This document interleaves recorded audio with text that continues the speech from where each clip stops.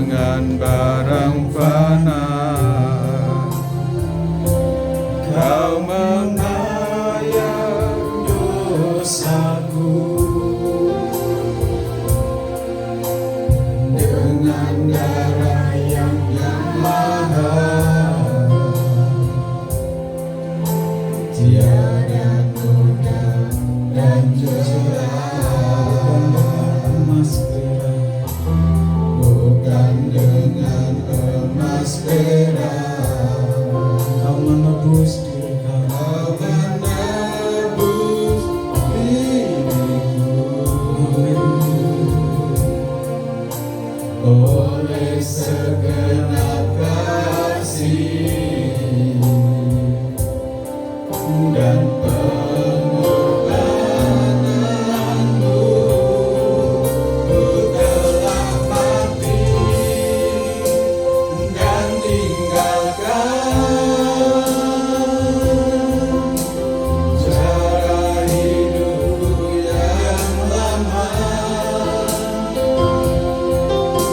Semuanya sia-sia dan tak berarti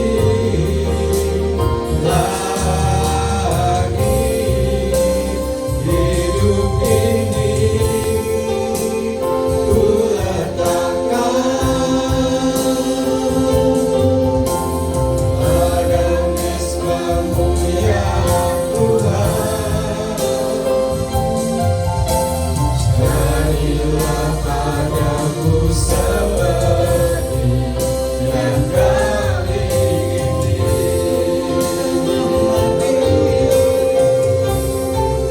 Ku telah mati.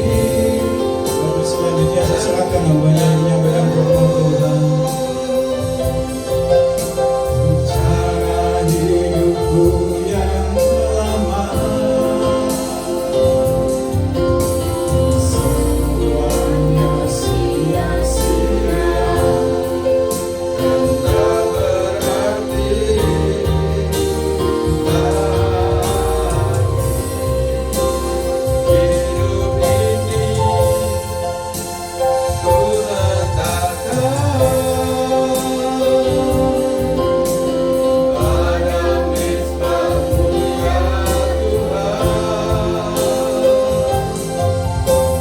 Jadilah padaku seperti yang kau ingini. Saya katakan hidup ini ku letakkan pada misbahmu ya Tuhan. Jadilah padaku seperti yang kau ingini.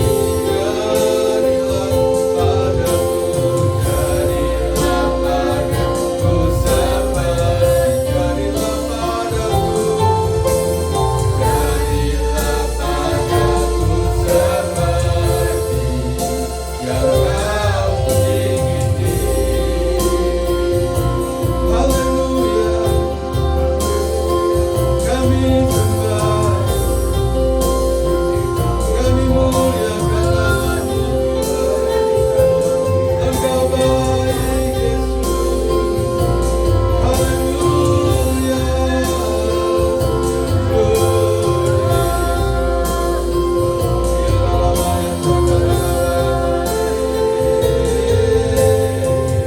Haleluya.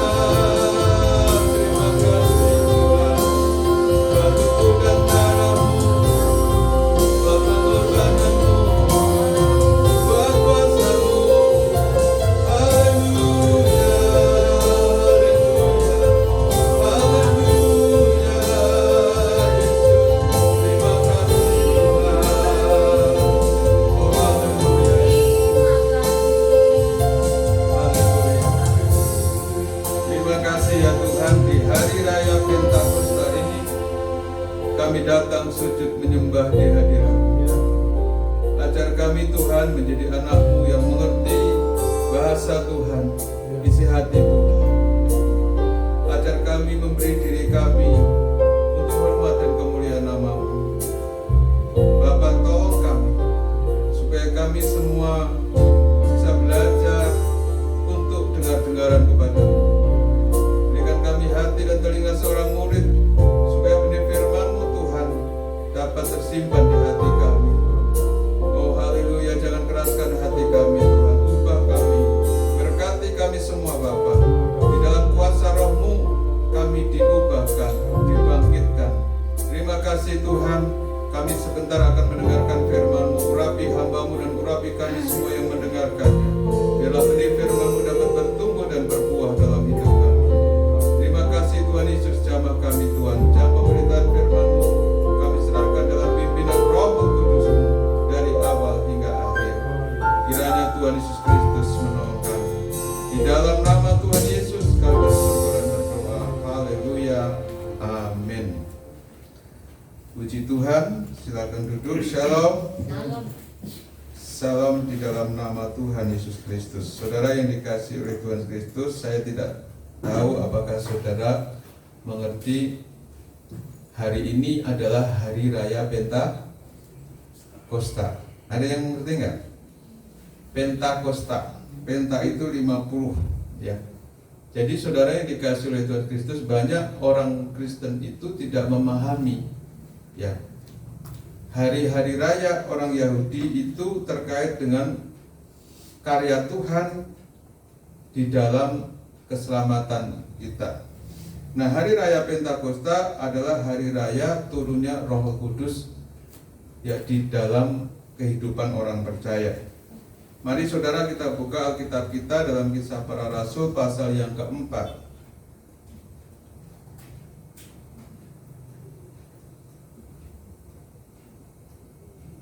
Ayat yang ke-1 sampai dengan ayat yang ke-13. Kisah Para Rasul pasal 4 ayat 1 sampai ayat 13. Saya baca ayat yang ganjil, Bapak Ibu Saudara baca ayat yang genap. Demikian firman Tuhan. Judul perikop dari Lembaga Alkitab Indonesia adalah Petrus dan Yohanes di hadapan Mahkamah Agama. Ketika Petrus dan Yohanes sedang berbicara kepada orang banyak, mereka tiba-tiba didatangi imam-imam dan kepala pengawal bait Allah serta orang-orang Saduki. Orang-orang itu sangat marah karena mereka mengajar orang banyak dan memberitakan bahwa dalam Yesus ada kebangkitan dari antara orang mati. Mereka ditangkap dan diserahkan ke dalam tahanan sampai keesokan harinya karena hari telah malam. Tetapi di antara orang yang mendengar ajaran itu banyak yang menjadi percaya, sehingga jumlah mereka menjadi kira-kira 5.000 orang laki-laki. Pada keesokan harinya, pemimpin-pemimpin Yahudi serta tua-tua dan ahli-ahli Taurat mengadakan sidang di Yerusalem.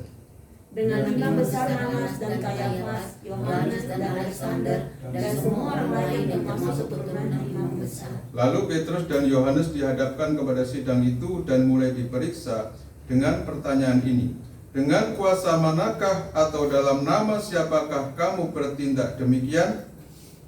Maka jawab Petrus penuh dengan Roh Kudus, hai pemimpin-pemimpin umat dan tua-tua. Jika kami sekarang harus diperiksa karena suatu kebajikan kepada seorang sakit dan harus menerangkan dengan kuasa manakah orang itu disembuhkan, maka ketahuilah oleh kamu sekalian dan oleh seluruh umat Israel bahwa dalam nama Yesus orang Nazaret yang telah kamu salibkan, tetapi yang telah dibangkitkan Allah dari antara orang mati, bahwa oleh karena Yesus itulah orang ini berdiri dengan sehat sekarang di depan kamu.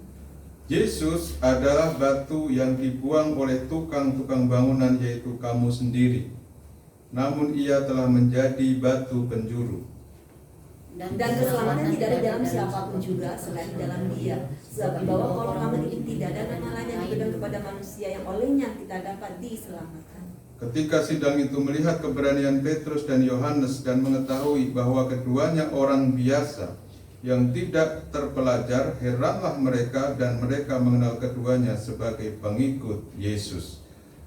Bapak Ibu Saudara yang dikasihi oleh Tuhan Kristus, orang-orang dunia mengenal Petrus dan Yohanes yang pertama sebagai orang yang tidak terpelajar.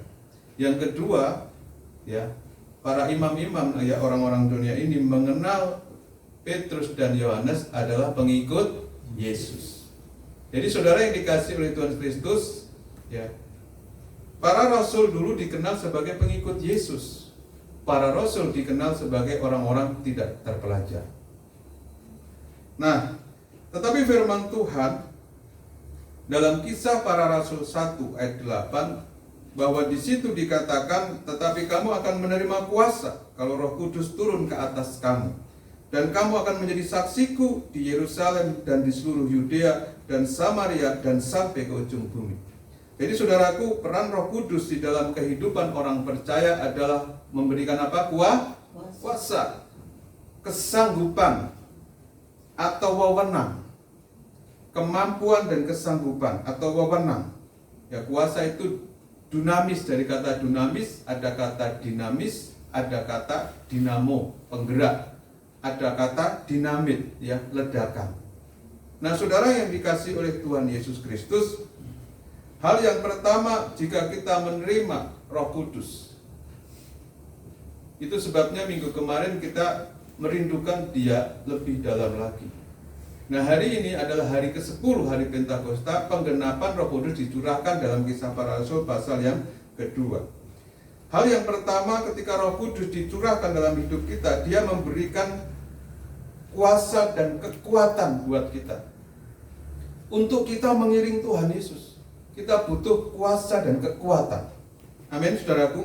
Nah, kuasa dan kekuatan itu dibuktikan oleh Petrus dan Yohanes di dalam Kisah Para Rasul 3 ayat 1 sampai 9. Di situ pada waktu Rasul Petrus dan Yohanes pergi ke Bait Allah, di situ ada seorang laki-laki yang lumpuh sejak lahirnya dan selalu diusung di tiap-tiap hari diletakkan di pintu gerbang Bait Allah yang namanya Gerbang Indah, ya. Maka di sini ada satu gereja namanya Gereja Gerbang Indah. Saudara pernah tahu nggak itu? Ya, di belakang sono, ya. Itu ngambil dari sini. Untuk apa? Untuk meminta sedekah. Karena dia lumpuh. Orang yang lumpuh, dia nggak bisa kerja, dia minta sedekah. Lalu ketika dia melihat Petrus dan Yohanes masuk ke Bait Allah, dia meminta sedekah. Hanya sayangnya para rasul ini tidak punya uang. Nah, saudara, ya. Maka dia berkata, mereka menatap dia, dan Petrus berkata, lihatlah kepada kami. Orang itu menatap Petrus, ya, untuk mendapat sesuatu. Ya, misalnya mendapat uang atau mendapat makanan atau mendapat apa yang dia butuhkan. Tetapi dalam pasal 3 ayat yang ke-6, Petrus berkata apa? Emas dan perak tidak ada padaku. Ya. Emas dan perak tidak ada padaku. Tetapi apa yang kumpunyai, kuberikan kepadamu demi nama Yesus Kristus orang Nazaret itu, berjalanlah. Yang pertama, apa yang dia punya? Apa yang Rasul Petrus punya? Yaitu kuasa Roh Kudus. Karena di dalam pasal 2, Rasul Petrus dipenuhi oleh Roh Kudus bersama dengan 120 murid. Jadi saudara, kita mungkin nggak punya apa-apa, tetapi kita harus minta pengurapan itu turun atas kita. Maka saudara, apa yang kita cari dalam kita mengiring dan melayani Tuhan? Ya, kita harus dipenuhi dengan Roh Kudus. Nah, dia berkata bahwa apa yang kupunya, yaitu kuasa itu dijalankan di dalam nama Yesus Kristus dari Nazaret, orang Nazaret. Sebetulnya Yesus Kristus orang Nazaret itu sindiran, saudaraku. Karena Nazaret itu kota kecil, ya, dan tidak ada nabi yang berkata dari Galilea. Jadi orang-orang nyindir pada waktu itu Nabi Yesus dari Nazaret itu sebetulnya sedang merendahkan. Dan murid-murid Yesus yang sekarang ini disebut Kristen itu juga sebetulnya sindiran orang dunia. Kuatlah kaki dan mata kaki orang itu. Ia melonjak berdiri berjalan kian kemari mengikuti mereka ke dalam Bait Allah, berjalan dan melompat-lompat serta memuji Allah. Seluruh rakyat itu melihat dia berjalan sambil memuji Allah. Saudara yang dikasihi oleh Tuhan Kristus, ini luar biasa. Nah, karena itu banyak orang yang percaya. Jadi mujizat itu, saudaraku, mujizat itu seharusnya membawa banyak orang percaya. Dari orang yang tidak percaya, dari orang yang tidak kenal Yesus, akhirnya jadi percaya bahwa Yesus Kristus adalah Tuhan. Tapi beda sekarang, saudaraku. Sekarang ini orang Kristen menginjili orang Kristen. Mindah-mindahin, saudaraku. Orang sudah tenang beribadah, udahlah jangan ibadah di situ, kecil aja gerejanya, udah nggak usah ibadah di situ. Ya, Roh Kudusnya nggak ada. Emang Roh Kudus kalian lihat? Roh Kudus dilihat dari pola hidupnya orang-orang yang ada di situ. Nah, saudara yang dikasihi oleh Tuhan Kristus, jadi saudaraku, mujizat itu menarik orang yang tadinya tidak percaya pada Tuhan, bahkan orang ateis sekalipun, orang yang tidak percaya adanya Tuhan, jadi oh, rupanya ada Tuhan yang sakit lumpuh sejak lahir, rupanya bisa sembuh karena ada kuasa yang di dalam nama Yesus Kristus dari Nazaret. Nah, saudara yang dikasihi oleh Tuhan Kristus, maka saudaraku, saya ingin walaupun kita ini kumpulan kecil saja, tetapi kita memiliki ya pengetahuan Alkitab yang ada di dalam firman Tuhan itu secara utuh, bukan sepotong-sepotong. Kalau orang sepotong-sepotong, coba banyak sekarang nggak tahu ini hari apa. Ya, hari Raya Pentakosta nggak tahu, saudaraku. Ya, nggak ingat malahan. Nah, maka saudara yang dikasih hari Raya Pentakosta itu hari apa? Ya mungkin hari makan-makan. Nah, saudara yang dikasih oleh Tuhan Kristus, ya, ada banyak hal orang yang tidak mengerti itu, tetapi kita mau belajar, ya, mau belajar itu. Dengan kuasa manakah? Nah, saudaraku, Rasul Petrus akhirnya ditangkap dan diperiksa. Dalam kata arti diperiksa itu diadili, dihadapkan pengadilan yang hakimnya adalah Mahkamah Agama, yaitu para imam-imam pada waktu itu dalam Perjanjian Baru. Nah, saudara yang dikasihi oleh Tuhan Kristus, luar biasa. Jadi Petrus ini akhirnya ditangkap dan diadili. Saudara, ketika Petrus diadili, pertanyaannya di dalam Kisah Para Rasul 4 ayat 7, dengan kuasa manakah? Dengan kuasa manakah atau dalam nama siapakah kamu bertindak demikian itu? Sebetulnya imam-imam ini tahu nggak? Tahu, tapi pura-pura tidak tahu. Bahwa orang percaya dengan kuasa Roh Kudus di dalam nama Yesus, dia bersaksi, dia menyatakan kemuliaan Tuhan. Maka jawab Petrus penuh dengan Roh Kudus. Saudara, mengapa dikatakan Alkitab jawab Petrus penuh dengan Roh Kudus? Kenapa nggak dibilang gini, jawab Petrus? Itu saja, saudara kasih. Karena Petrus yang biasa, Petrus yang manusia biasa adalah Petrus yang penakut. Ya, kamu muridnya Yesus juga kan? Itu yang tanya, tuh hamba perempuan. Enggak, aku enggak kenal. Karena takut dihakimi, takut diadili, takut dicemooh, takut direndahkan. Karena apa? Dia pengikut Yesus dari Nazaret, tukang kayu. Ya, saudara yang dikasihi Tuhan Kristus, saya ingat presiden kita Pak Jokowi itu dulu tukang kayu. Maka ada diidentikan itu kepanjangan tangan dari Tuhan Yesus di Indonesia. Presidennya tukang kayu. Nah, tukang kayu jadi presiden, dibilang plonga-plongo, dibilang gimana, tapi jadi presiden 2 periode. Nah, saudara, kadang-kadang saudara kita ini sering direndahkan sebagai pengikut Kristus yang sungguh-sungguh. Kalau kita ngikut Tuhan sungguh-sungguh, dunia itu nggak setuju dengan kita. Kita sudah belajar, benar nggak? Dunia itu akan mencemooh, ya. Maka Petrus berkata begini, hai pemimpin-pemimpin umat dan tua-tua, mengapa kamu periksa? Kalau aku harus diperiksa karena kebajikan. Saudara, banyak orang Kristen, orang percaya diperiksa, diadili, ditangkap itu karena apa? Kebajikan. Kebajikan itu apa sih? Kebaikan yang tulus, lebih daripada kebaikan. Kebaikan yang tulus, yang diberikan secara cuma-cuma, ya. Yang mungkin orang yang nggak kenal, ya seperti ini, saudaraku, ya. Dia nggak minta tapi diberi. Dia minta uang kan, minta reja, tapi diberi kesembuhan. Karena Tuhan itu tahu yang dibutuhkan. Kadang kita minta sama Tuhan sesuatu yang kita butuhkan menurut kita, tetapi Tuhan memberi yang lebih dari itu, yaitu kakinya bisa berjalan. Ada haleluya. Saudara yang dikasihi oleh Tuhan Kristus, maka ketahuilah, jadi Petrus di situ berkhotbah, saudaraku, bahwa Yesus adalah batu yang dibuang oleh tukang-tukang bangunan, yang itu yaitu kamu sendiri. Orang yang membuang Yesus, orang yang tidak peduli dengan Yesus itu sama dengan membuang batu penjuru. Batu penjuru itu adalah batu sebagai tolak ukur, ya, pondasi bangunan. Itu malah dibuang, diganti dengan batu biasa. maka bangunan itu akan roboh. Maka saudara yang dikasihi oleh Tuhan Kristus, kita sebagai orang percaya, kita harus mengambil batu itu sebagai batu pencuru. Dasar dari setiap bangunan kita, dasar dari setiap penyembahan kita, dasar dari setiap persembahan kita, dasar dari setiap kasih kita adalah Yesus. Amin. Jangan diganti, saudara. Ya, kalau polanya diganti, saudara, ya, maka bangunan itu akan hancur. Baik bangunan rumah tangga, baik bangunan pelayanan, baik bangunan persekutuan, ya, persaudaraan, berkeluarga, itu bangunannya harus dasarnya Yesus Kristus.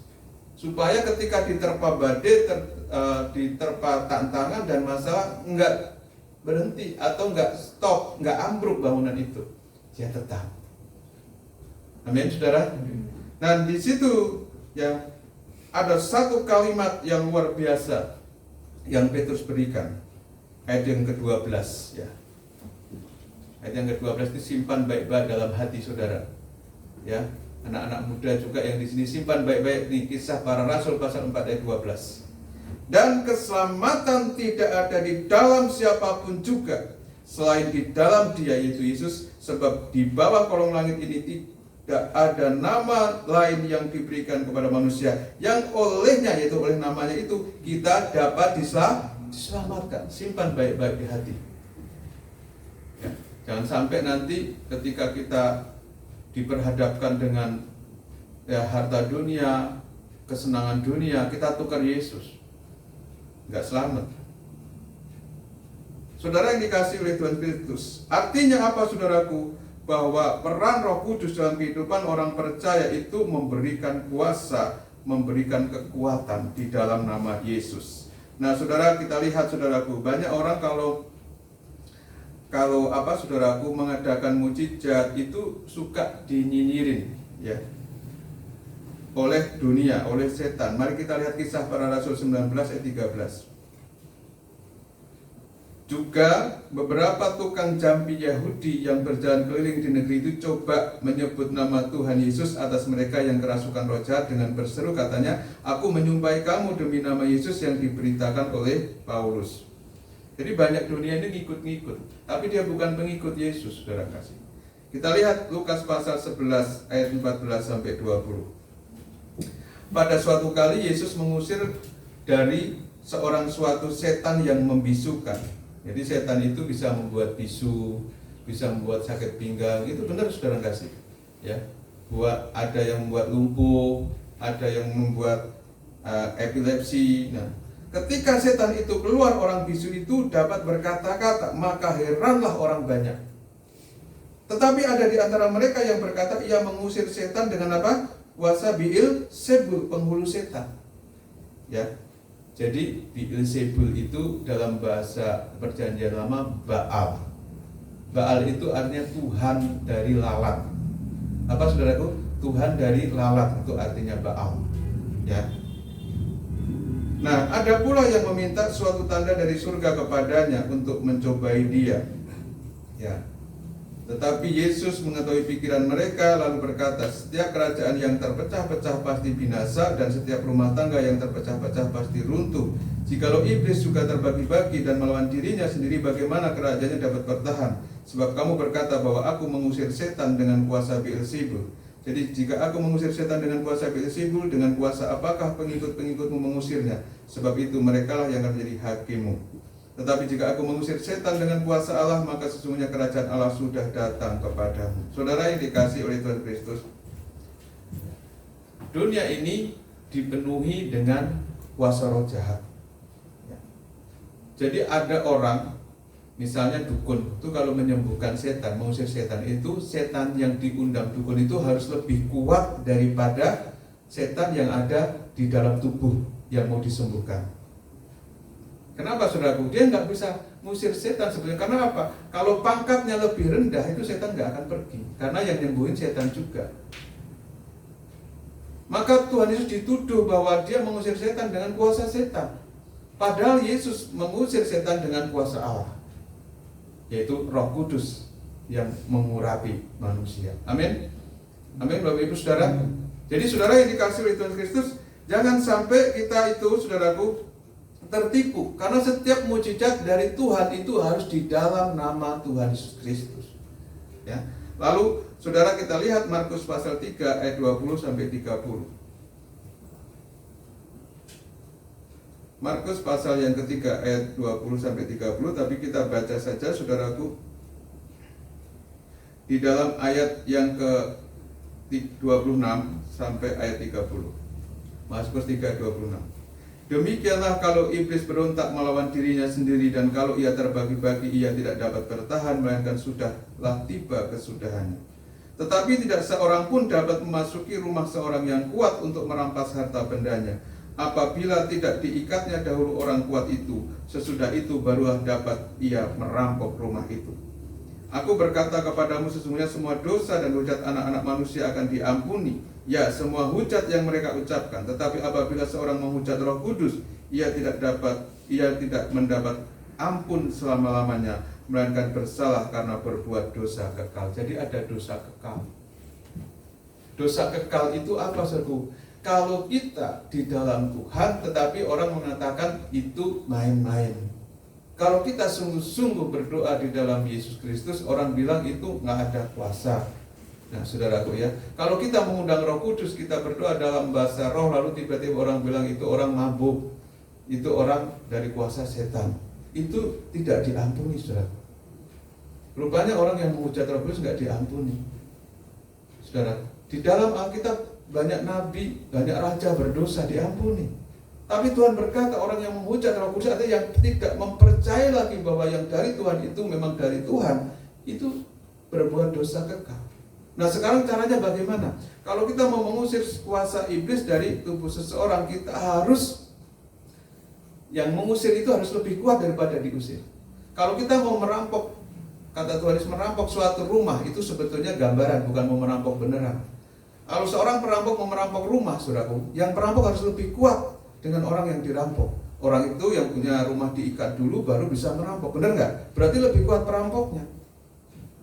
Artinya begini, saudaraku, itu gambarannya, bukan perampok beneran, saudaraku. Kalau kita mau ya mendoakan orang yang kesurupan setan, orang yang mau diusir itu setan itu nggak bisa dilawan dengan kita sendiri. Harus yang lebih kuat. Siapa yang lebih kuat? Yaitu di dalam nama Yesus Kristus, dalam pengurapan Roh Kudus, baru bisa. Maka Tuhan Yesus itu mengusir setan, setannya kuat. Tapi Yesus lebih kuat, itu artinya. Amin. Saudara harus pahami firman Tuhan ini, bahwa ketika kita tidak dalam pengurapan Roh Kudus, kita mengusir setan pun setannya nggak takut. Ya. Karena apa, saudaraku? Kita nggak di dalam pengurapan itu. Jadi untuk kita bisa menguasai satu rumah, kita harus lebih kuat dari yang mempunyai rumah. Itu tipologinya begitu. Bukan berarti kita disuruh ngerampok loh ya. Ini cuma gambaran. Ya, cuma gambaran. Jadi misalnya kalau perampok itu lemah, saudaraku, ada orang yang takut deh, nggak jadi rampok kan, saudara kasih. Nah seperti itu. Jadi ketika kita berdoa, ya, menyembah Tuhan, memuliakan Tuhan, yang kita undang harus urapan Tuhan, Roh Kudus. Supaya apa, saudaraku? Supaya di dalam diri kita ada kuasa. Amin. Ya. Nah, saudara yang dikasihi oleh Yesus Kristus, kalau kita terus ya mengundang Dia, maka Tuhan pernah berkata, ada orang yang sakit orang yang sakit ayan itu, saudaraku, epilepsi, didoa-doain oleh murid-muridnya nggak sembuh. Lalu Tuhan Yesus katakan, apa kamu harus percaya, dan jenis ini tidak hanya dengan doa, tetapi harus dengan apa? Puasa. Kenapa? Karena dengan puasa daging kita lemah, tapi rohnya jadi kuat karena dekat dengan Tuhan. Nah, kalau puasa ya jangan biasa aja, puasa masih biasa aja, nonton TV, main HP terus, nggak doa, nggak baca firman, ya nggak masuk juga. Jadi ketika kita puasa, ini kita harus kegiatan harus diganti, kegiatan duniawi diganti, ya kan? Nah kan kalau orang puasa nggak masak, ya, dan saat masak diganti, ini jam masak nih, saya jam doa deh, gitu. Nah saat orang makan, ya makan, ya kita masuk kamar, kita berdoa. Karena apa? Kita merindukan hubungan. Ketika kita ada hubungan dengan Tuhan, kuasa itu otomatis terimpartasi kepada kita, kuasa Allah itu. Melalui apa? Melalui Roh Kudus. Maka saudara yang dikasihi oleh Tuhan Kristus, banyak dosa diampuni, tapi berbuat dosa kekal yang meremehkan kuasa Tuhan, yang menghujat Roh Kudus. Yang menghujat Roh Kudus gini loh, kita di dalam Tuhan, tetapi orang berkata itu dari setan. Itu bahaya. Ya, salah satu contoh, saudaraku, banyak pendeta-pendeta karismatik yang mengadakan KKR, kesembuhan, itu sekarang dihujat. Ya, termasuk yang di Balikpapan itu, saudaraku, justru yang kerjasama dengan agama-agama lain menutup tempat ibadahnya orang Kristen yang karismatik, yang suka menyembuhkan, suka berdoa mengusir setan. Bagaimana itu bisa ditutup? Mereka kerjasama, dan termasuk gereja juga, termasuk pendeta-pendeta juga. Lucu ya. Saya kadang-kadang mikir mau jadi apa? Maka Tuhan katakan kerajaan yang terpecah-pecah nggak akan bisa bertahan. Bagaimana orang percaya bisa bertahan kalau pendeta satu menjelekkan pendeta lainnya? Ya kan, yang satu di sini bisa ada mujizat, ya kita bilang aja puji Tuhan. Ya kan, jangan bilang oh ini setan, ya kan. Nah, saudara yang dikasih oleh Tuhan Kristus kan kita bisa mengerti atas nama siapa itu, atas kuasa siapa itu, sama kan? Kita kalau itu atas kuasa Roh Kudus dan di dalam nama Yesus, ya biarkanlah puji Tuhan. Jangan menghakimi, nanti takutnya malah salah, berbuat dosa kekal itu. Ya, menghujat Roh Kudus, saudara kasih. Kenapa, saudaraku? Karena gereja itu sebetulnya dilahirkan saat turunnya Roh Kudus. Nah, ini sebetulnya hari perayaan atau ulang tahun lahirnya gereja Tuhan di muka bumi. Itu hari raya Pentakosta, hari raya turunnya Roh Kudus. Ya kan? Maka jemaat, coba tanya jemaat yang sudah kesana kemari bersekolah doa, kapan gereja lahir? Belum pasti tahu, saudara kasih. Karena yang dicari apa, saudaraku? Gereja itu di mana? Di gereja itu bisa, ya kita bisa makan-makan, bisa enak sih, kita juga suka kalau makan-makan. Tapi bukan itu intinya. Ya, bisa sendaguru, ya kan? Tuhan tetap setia. Meskipun doanya belum dijawab, mujizat belum terjadi, tetap setia. Ini Tuhan baru berkata luar biasa. Makanya saudaraku, Petrus dan Yohanes bilang apa dengan berani? Ketika orang itu mungkin begini ya, tolong ya kan, hamba belum makan sehari gitu kan. Dia bilang apa? Emas dan perak gak ada padaku. Gila, gak punya apa-apa tuh Petrus dan Yohanes ya kan. Nah, kenapa sekarang saudaraku, hamba Tuhan kalau gak punya apa-apa, gengsinya setengah mati, ya kan? Padahal ikut Tuhan, jadi hamba Tuhan itu dulu namanya membuang diri di ladang Tuhan. Namanya membuang diri di ladang Tuhan, menjadi hamba. Ya sudah, gak usah mikirin yang kayak gitu, ya kan? Iya, kan mamon sudah kasih. Saudara, ada orang-orang, maaf kata saudaraku, itu ada nyata. Perpuluhan itu ditagih ke rumah-rumah, saudara.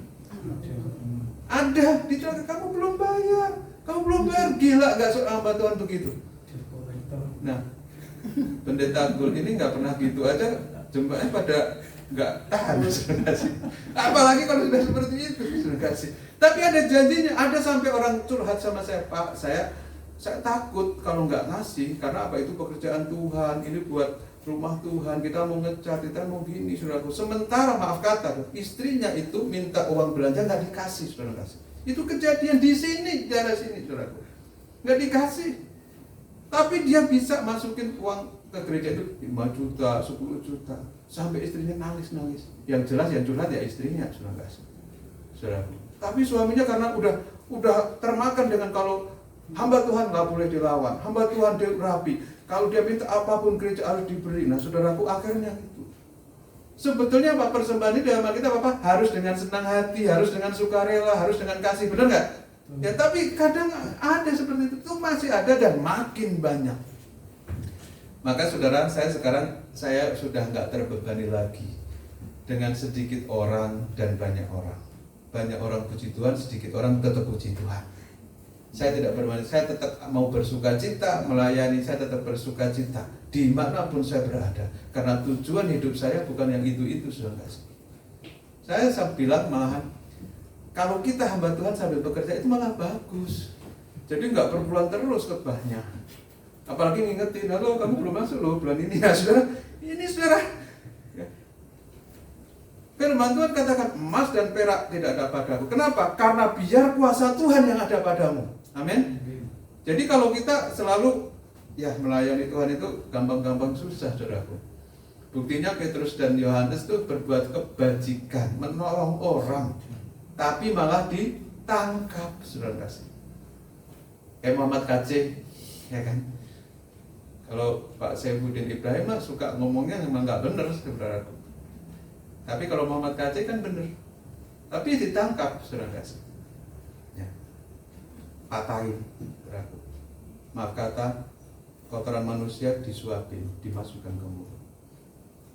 Saudara yang dikasih oleh Tuhan Kristus pikul salib di penjara 10 tahun dengan tidak salah, saudara. Karena apa, saudaraku? Karena pikul salib, menyangkal diri.